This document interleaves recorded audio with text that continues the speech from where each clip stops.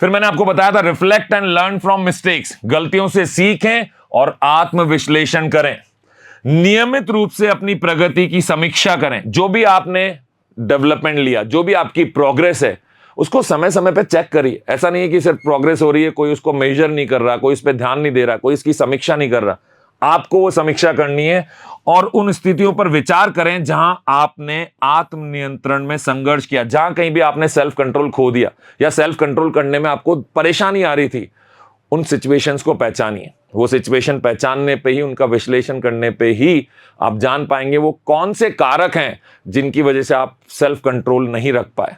तो वो जो आत्मनियंत्रण है उसको पाना चाहते हैं तो कोशिश करिए कि आप अपने आप को समय समय पे अपनी गलतियों से भी सीखें और अपना विश्लेषण, आत्मविश्लेषण भी करते रहें। तो आप अपनी सफलताओं और असफलताओं को नोट कर सकते हैं, जिसका हम कह सकते हैं एक डॉक्यूमेंट तैयार कर लिया, एक डायरी बना ली, जहां पे हमने जो भी टास्क किया उस टास्क के जो रिजल्ट आए, हमें काम दिया गया था, हम हमारे लक्ष्य की तरफ आगे बढ़ रहे थे, तो उसमें जो भी हमसे गलतियां हुई, जो भी काम अच्छे हुए, वो दोनों ही हमको नोट करने हैं। एक जर्नल बना लेना है, जो हम डायरी रखते हैं, बुक कीपिंग करते हैं, हर चीज की एंट्री कर लेते हैं और फिर बाद में उसकी विवेचना करिए, उसका विश्लेषण करिए, उसके बारे में रिव्यू करिए, उसके बारे में सोचिए।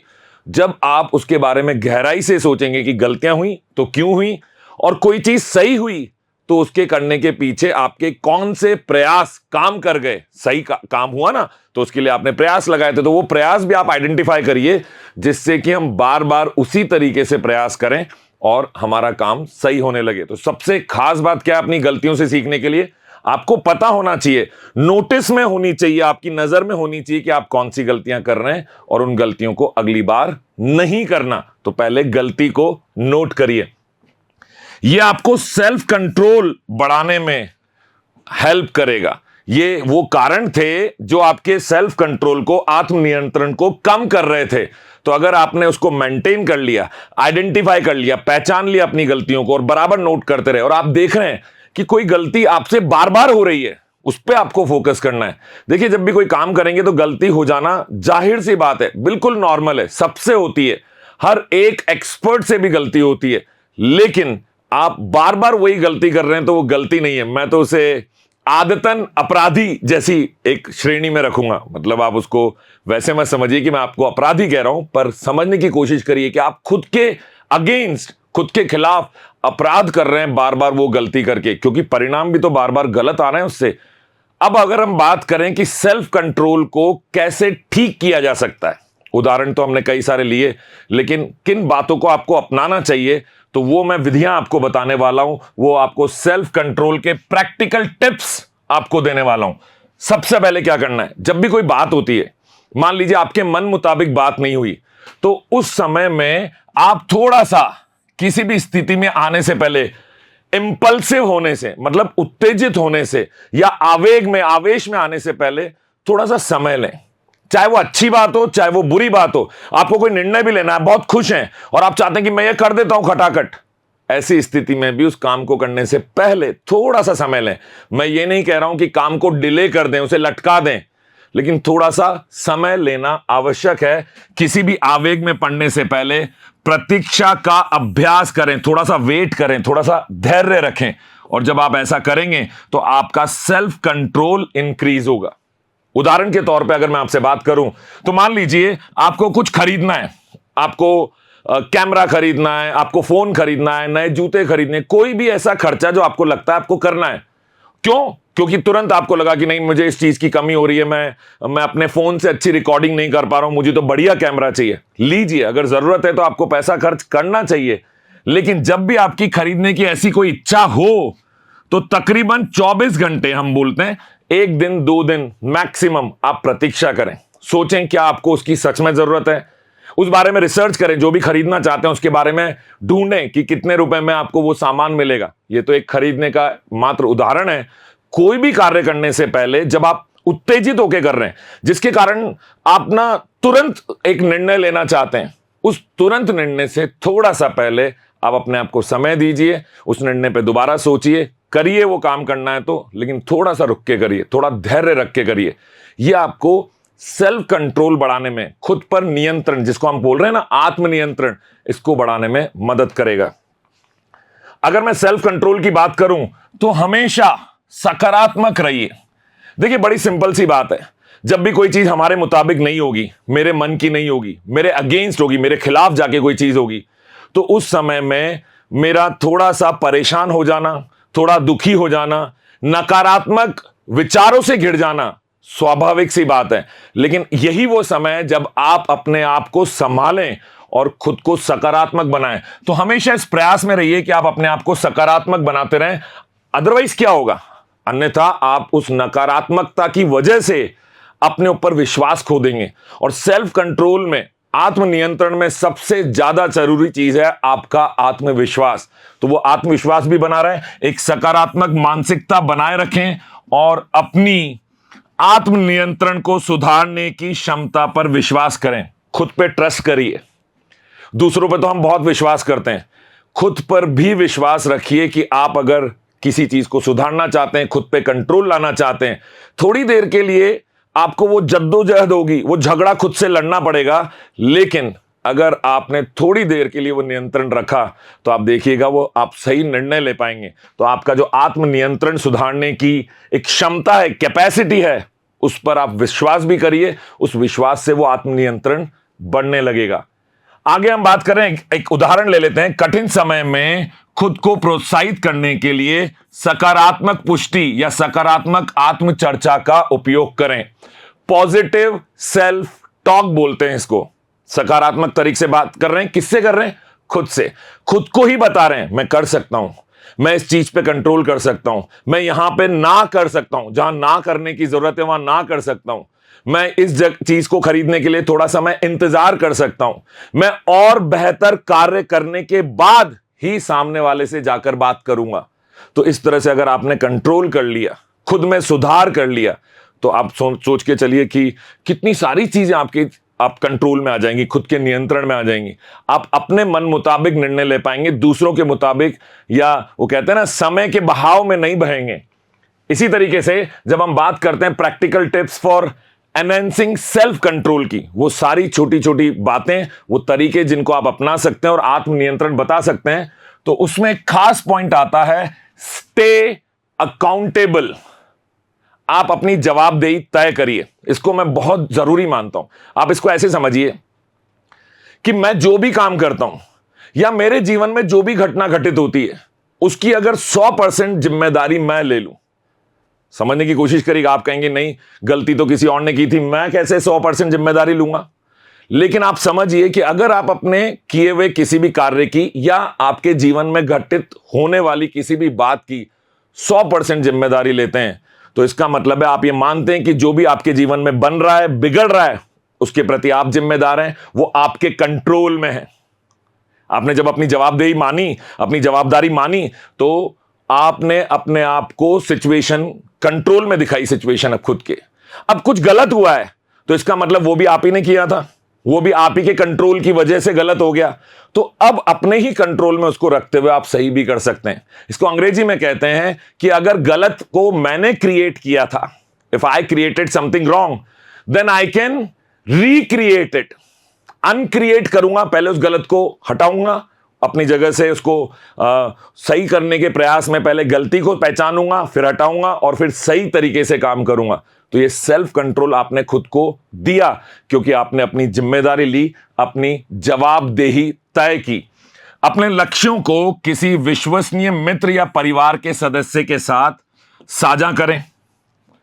जो भी आपके टारगेट्स हैं, आप पूरी दुनिया को मत बताइए, हो सकता है लोग आपका मजाक बनाएं। आप उन लोगों को बताइए जिनके प्रति आपको पूरा विश्वास है कि ये मेरा साथ देंगे, मुझे मोटिवेट करेंगे, प्रेरित करेंगे, मेरे साथ पॉजिटिव तरीके से बात करेंगे। जब भी मैं कहीं अटक जाऊंगा तो मुझे मोटिवेट करेंगे, पुश देंगे, एक धक्का देंगे कि चलो आगे बढ़ो, हो जाता है।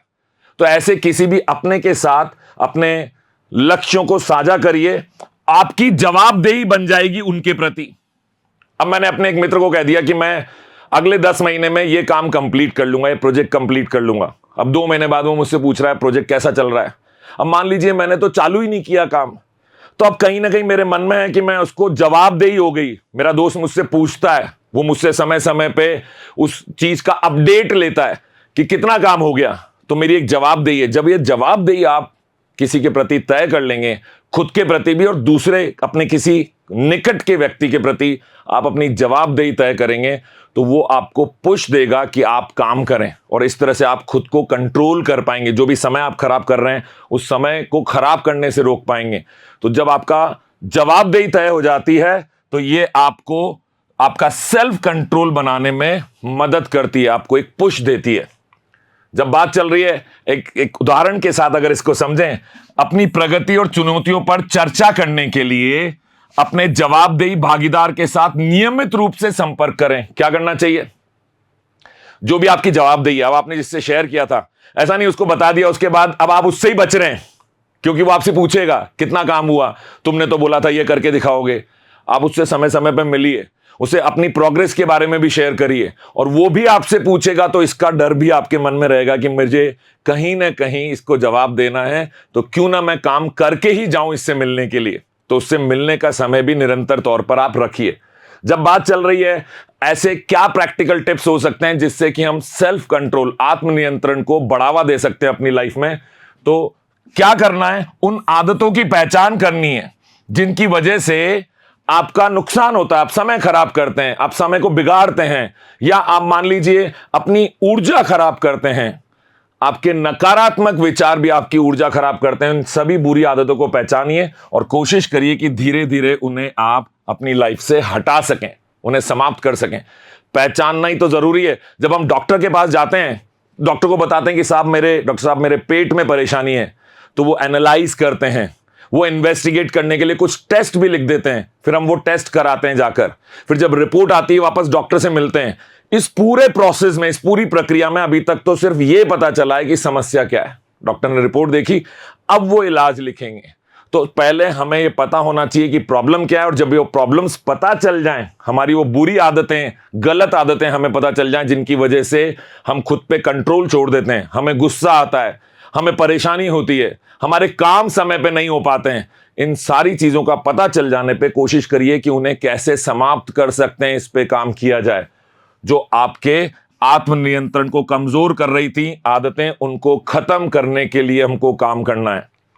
अगर मैं आपको एक उदाहरण दूं, मान लीजिए आप टीवी देखते समय ज्यादा खाने की आदत आप में। अब होता क्या है, नॉर्मली बच्चों के साथ तो बहुत होता है, आप उनको खाना रखेंगे तो 5-10 मिनट बाद वो कह देंगे थोड़ा खा के कि बस हो गया, मेरे से और नहीं खाया जा रहा।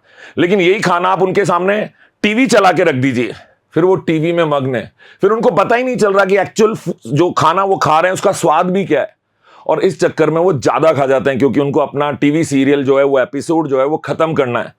तो ऐसी कोशिश जो आपकी है, उस आदत को तो पहचान ही गए कि ज्यादा खा जाते हैं, बाद में आप परेशान भी हो रहे हैं, तो खाने को स्क्रीन समय से अलग करने का प्रयास करिए। ये आपने क्या किया, पहले आदत पहचानी कि गड़बड़ कहां हो रही है, मैं टीवी देखते देखते खाता हूं तो ज्यादा खा जाता हूं, समय भी ज्यादा लग जाता है और खाना भी ज्यादा खाने में आ जाता है, बाद में वो मेरे शरीर को, मेरी बॉडी को खुद ही परेशान करता है, वो ज्यादा ओवर ईटिंग जिसको हम कहते हैं। तो क्या करना चाहिए सॉल्यूशन के तौर पे, उसे समाप्त भी तो करना है। आपका स्क्रीन का टाइम, टीवी देखिए, थोड़ा बहुत एंटरटेनमेंट सबकी लाइफ में जरूरी है, लेकिन टीवी देखते हुए या मोबाइल देखते हुए आप खाना मत खाइए, दोनों चीजों को सेपरेट कर लीजिए। हो गया प्रॉब्लम का सॉल्यूशन। तो इस तरह के प्रैक्टिकल सॉल्यूशंस आपको लेने हैं ताकि आप सेल्फ कंट्रोल अपनी मुट्ठी में कर सके, मतलब आपके कंट्रोल में होना चाहिए आपके निर्णय और आपके विचार भी। विजुअलाइज सक्सेस, अगला पॉइंट कहता है कि सफलता की कल्पना करें। आप अभी सफल नहीं हुए हैं, अभी सफलता नहीं मिली आपको, लेकिन क्या आप इसकी वजह से असफलता के बारे में सोचने लग जाएंगे? समझने की कोशिश करें, आप प्रयास कर रहे हैं, सफलता भी दूर है, मंजिल दूर है, लेकिन क्या ऐसे समय पे हमको नेगेटिव सोचने से मंजिल नजदीक आ जाएगी? बिल्कुल नहीं आएगी। इनफैक्ट आपके काम करने की जो क्षमता है वो कम हो जाएगी, इच्छा कम हो जाएगी, हिम्मत टूटने लगेगी। तो करना क्या चाहिए? आप हमेशा जब भी जिस काम को पूरा करने के लिए, जो रिजल्ट पाने के लिए, जो परिणाम आप पाना चाहते हैं, उसके लिए जो काम कर रहे हैं, उन परिणामों के बारे में कल्पना करिए, बैठिए, थोड़ा सा समय दीजिए खुद को, सोचिए कि जब वैसा हो जाएगा तो कितना मजा आने वाला है। इसको बोलते हैं सेल्फ अफर्मेशन। आप ले रहे हैं, आप कहीं ना कहीं मैनिफेस्ट कर रहे हैं, होने वाली चीज के बारे में पहले से सोच रहे हैं, उसकी वो जो आनंद आपको मिलने वाला है उसकी ऊर्जा को महसूस कर रहे हैं, और ये ऊर्जा आपके प्रेजेंट को, आपके अभी के समय को ताकत देगी, आपको आगे बढ़ने में मदद करेगी। तो खुद को आत्मनियंत्रण का सफलतापूर्वक अभ्यास करते हुए और अपने लक्ष्यों को प्राप्त करते हुए इसकी कल्पना करें। कल्पना करिए कि आपके अंदर सेल्फ कंट्रोल है। जो भी गलत आदतें आपके अंदर है, मान लीजिए किसी इंसान के अंदर आदत है कि वो सिगरेट पीता है या वो अल्कोहल लेता है, अब वो इसको कम करना चाहता है। ऐसी स्थिति में उसको इमेजिन करना चाहिए कि मेरा दोस्त आया, हमें एक पार्टी में जाना था, पर मैं अल्कोहल नहीं लेना चाहता था, मैं शराब नहीं पीना चाहता हूं, और इसके लिए पहले से कल्पना करिए कि मैंने मना कर दिया, मैंने मना किया और मेरा दोस्त मुझसे कह रहा है कि अरे क्यों?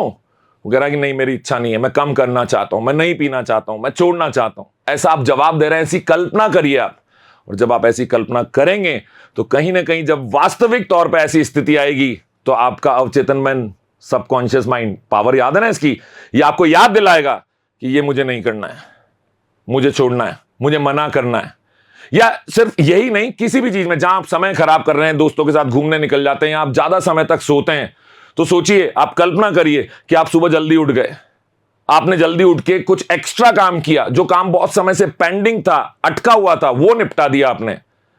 तो अब अगले दिन जब आप सो रहे होंगे, कहीं ना कहीं आपका सबकॉन्शियस माइंड आपको धीरे धीरे पीछे से धक्का मारेगा, वो कहेगा, याद दिलाएगा कि तुमने तो कहा था कि जल्दी उठ के मैं वो एक्स्ट्रा काम कंप्लीट करूंगा। और फिर इससे मिलेगा आपको पुश, इससे मिलेगा आपको सेल्फ कंट्रोल।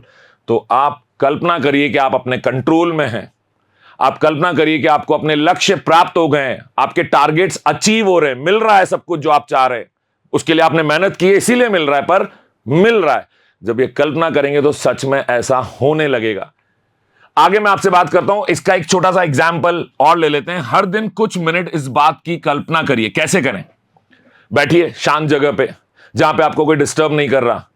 पहले यह सोचिए कि आजकल आपके जीवन में चल क्या रहा है, आप क्या पाना चाह रहे हैं, किस लक्ष्य के लिए काम कर रहे हैं, उसके लिए आपने क्या क्या स्टेप्स, किस तरह से वो काम होगा, वो पूरा जो आपने एक योजना बनाई है, उस योजना पे एक बार उसको संभाल के देखिए। फिर देखिए कि अब नेक्स्ट क्या होने वाला है। मैं आपको तरीका बता रहा हूं, जो भी होने वाला है, जो भी आप प्राप्त करने वाले हैं, जिसके लिए आप मेहनत करने वाले हैं, उस चीज के हो जाने की कल्पना करिए बस। और ये काम आपको रोज ऐसे ख्याली पुलाव दिन भर नहीं करने, लेकिन रोज इसको प्रैक्टिस करनी है, इसका अभ्यास करना है। इसी को तो कहते हैं मैनिफेस्टेशन टेक्निक। आजकल इसकी प्रैक्टिस कराई जाती है, इसके कोर्सेज चलते हैं और ये बहुत काम आता है। हर दिन कुछ मिनट इस बात की कल्पना करें कि आप अपने लक्ष्यों को बनाए रखने के लिए कैसा महसूस करेंगे और क्या हासिल करेंगे। जब आपके टारगेट्स आपको मिलेंगे, अचीव हो जाएंगे, आपको कुछ मिल जाएगा, जीवन में हासिल कर लेंगे, उस वक्त आपको कैसी फीलिंग आएगी, कैसे विचार आएंगे, कैसा इमोशन आपका होगा, भावनाएं कैसी होंगी, कैसा फील कर रहे होंगे, आनंद आ रहा होगा आपको। ये कल्पना करिए और फिर उसी चीज को बार बार दोहराइए। हर दूसरे दिन 15 मिनट के लिए, हर तीसरे दिन लगातार आप ऐसा करिए। ये आपको मदद करेगा आपका सेल्फ कंट्रोल इंक्रीज करने के लिए। जहां मैं बात कर रहा हूं आपसे सेल्फ कंट्रोल की, वहां मैं आपको एक चीज और बताना चाहूंगा। सेल्फ कंट्रोल एक ऐसी चीज है जिसके लिए आपको थोड़ी सी परेशानी तो होती है, लेकिन जब आप एक छोटी सी चीज में भी खुद पर नियंत्रण रख लेते हैं, वो सेल्फ कंट्रोल आप खुद में कर लेते हैं, तो ऐसी स्थिति में आपको कॉन्फिडेंस आता है कि मैं और भी ऐसा कर सकता हूं, अगली बार भी मैं ऐसा कर सकता हूं। तो कोशिश करिए कि आप सेल्फ कंट्रोल की जो बेसिक छोटी छोटी टिप्स मैंने आपको बताई, जो उपाय बताए, जो तरीके बताएं, इनको आप प्रैक्टिस करें। मुझे उम्मीद है कि आप अपना कंट्रोल 100% ले पाएंगे। खुद की रेस्पॉन्सिबिलिटी तय करिए, खुद की जिम्मेदारी तय करिए, जो भी आपके जीवन में घटित हो रहा है उसके लिए। जल्दी आपसे मुलाकात होगी इस self awareness, self control, self management के वीडियो कोर्स में। तब तक के लिए धन्यवाद।